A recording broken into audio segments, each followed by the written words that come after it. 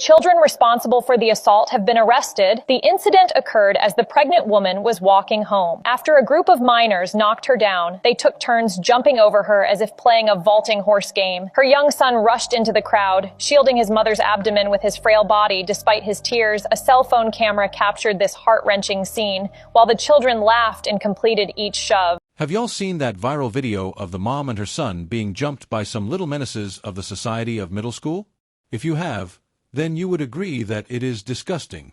And of course, when the parents came out, they did not disappoint, bragging about their children and claiming that other people had done worse when they were kids and that these bullies were innocent. They weren't playing when they said the apple doesn't fall far from the tree. But you know what? The people weren't having it. The internet has exposed every single one of the parents. And one by one, the community is demanding that it's time to put these kids and their parents in check before they end up doing much worse. In just a few days, it has blown up everywhere. And it isn't just a Chicago incident anymore.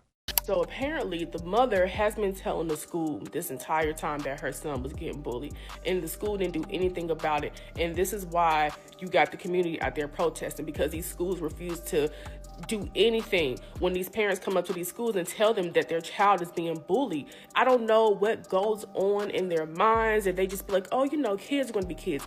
Y'all have to stop doing that, because we see too many situations where kids are being bullied. The parents come up and they tell y'all about it, and for some reason y'all don't do nothing about it. It's really frustrating. For a while now, everyone from teachers to everyday service workers at places like supermarkets have been complaining about how these kids are basically running around doing stuff with no discipline or supervision. I mean, some teachers have even gone on to quit their jobs just so that they don't have to deal with these raggedy kids. So, just a few days ago, Karanda had gone to Orville Bright Elementary School to pick up her son on a Tuesday afternoon from school. Now, Corsanda, who has been suffering from sickle cell disease, repeatedly complained to the school that her son was being bullied for 2 years straight and nothing was done about it. On this awful day, those kids who saw her and her son, they moved up to them and they started making fun of Crohanda and her son, laughing at them and carrying on. But Crohanda didn't say anything at all. She pulled her son and her daughter to the side and kept walking so that they wouldn't get jumped. But they kept following them all the way to the next street, and eventually one of them hit her son. Now Crohanda stepped in to defend her son, and they didn't waste any time dragging her through the grass and pulling her daughter's hair. Her son even had to rush in to protect his mother's midsection just so they would stop hitting her. And child, if you haven't watched this video, maybe it's better that you don't, because this is one of the saddest, shocking things that you ever want to see. And all it's going to do is make you angry. Come on, blood! Shamar, look at that! Shamar! Come here! What you want, Shamar? Foot?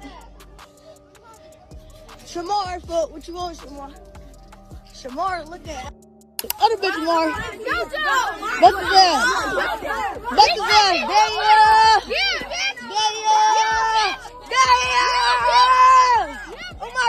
Now, of course, this is 2025, so the incident was recorded and posted all over social media, in particular Facebook. So, as soon as it was uploaded, it went super viral immediately, and no one thought that this was a laughing matter at all. The very next day, someone in the community had gathered in front of the school demanding answers. The police showed up to detain and question a few of the kids involved in the incident and held them for hours, especially when the community was breathing down their neck for them to do something about that atrocity. With the parents and those children. And I think before we do a lot of talking, we need to listen. We need to listen to those children. What I just heard are 2 little, beautiful black children that are traumatized. They've been bullied. They've been tortured. And I just spoke without giving up full details. What I just told the principal and CPS, that we're not about to let a bunch of rules get in the way of protecting our children. That's right, that's right. No mother should ever have to go through what that woman went through. Corandanda, on the other hand, was taken to the hospital with her son for treatment because the attack, coupled with her pre-existing condition, was so physically and emotionally overwhelming for her. And in an effort to let the school and police know that this was not something that was going to be swept under the rug, the people took it online and started looking for the parents of these children, because there was no way that such poor behavior just started at school. One by one, the parents were found and the community started putting pressure on them to take accountability for their children. Someone even wrote, This will be the very first time calling someone's job to get them fired, but at Yas St. Patrick, you can delete your Facebook all you want, but the internet will find you. And when they do, I swear I'ma call your job 55 times a day to get you fired. Now, yes, St. Patrick is the mom of one of the girls that allegedly led the pack. At first, when the video started going around, she came out saying, "Let me say this. My daughter is a great kid. She's an AB student, captain of the cheerleading team, ahead of her class, and some more. All good things from every teacher. We don't owe anybody an apology but that lady and her kids. So, y'all MF is looking for a viral moment. Please shut TF up cause kids gonna be kids and it's kids out here that did way worse-ish. Let alone when y'all were 12 and 13 years old. Y'all used to be out here beating up crackheads and all. Y'all don't know us at all. She was peer pressured. She was held accountable for her actions. It takes a village, but she got a castle and everybody standing 10 toes down behind her. Once again, we do not owe y'all no apology. And no, my kids were not raised like that at all." Yes. Girl, what you mean she wasn't raised like that at all? If she wasn't raised that way, then where on earth did she learn that behavior? And to the mother down there in Chicago, who daughters apologize? No, you don't get to tell us how to treat your daughter because I watched that clip. You understand me? I watched that clip. She was not a child the way she was cussing, baby. She done heard some things and seen some things, young lady. You did a terrible job. You did a terrible job. Girl, maybe she thought that the internet was just going to talk about it for a while and let her go, but that didn't happen at all.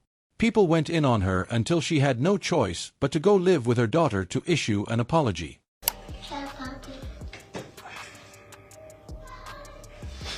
I was wrong for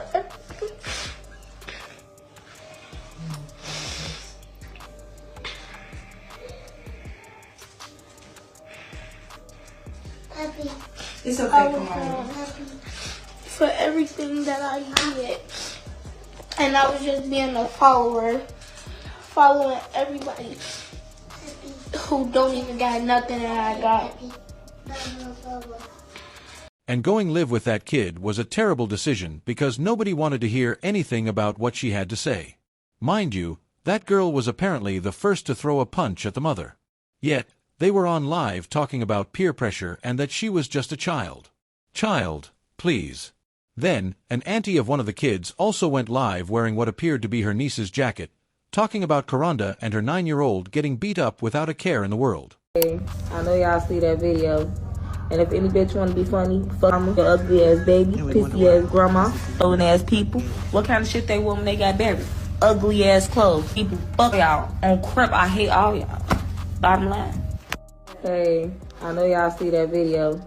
Like, what exactly is so funny about that? And other parents came out as well, like Tisha Stevenson and Nicole Collins. They said they don't play about their kids and they were standing 10 toes down behind them. A situation like this is so triggering. And even then, their parents still didn't think that their kids did anything wrong. This isn't a case of kids just being kids. So, while people understand that they're still young, at the end of the day, the internet still wants them to be held accountable and punished before any type of forgiveness can be shown because these kids will definitely do it again if they're not shown that their actions have real consequences. Korana spoke out about this as well, saying, "So much pain, emotional and physical. I'm not feeling good at all." She also said, her entire body hurts and both her kids are traumatized with her son jumping out of his sleep at night, calling her name. Her husband also broke silence, saying, "We have trauma, too. I couldn't sleep. I couldn't sleep at all. I had to force myself to sleep because every time I close my eyes, I see the video. I want justice. I want the school to be responsible. The parents and the kids that were doing all of that mess." And of course, the internet had a lot to say, too. Crazy world we live in today, for real. Kids raising kids. I seen the video of them kids jumping that mom and her 2 kids. And let me tell you, my whole family would have put me under the house for the disrespect. The video of them kids in Chicago jumping that woman and her babies just infuriated me. What kind of demon-possessed BS are y'all raising out here? Don't just lock up the kids. Punish the parents, too. Since you can't control your kids, you pay the price, too. Would y'all have ever expected something like this to happen? Sound off in the comments, and make sure you hit that like and subscribe button. And I'll see you in the next video. Bye, Batties.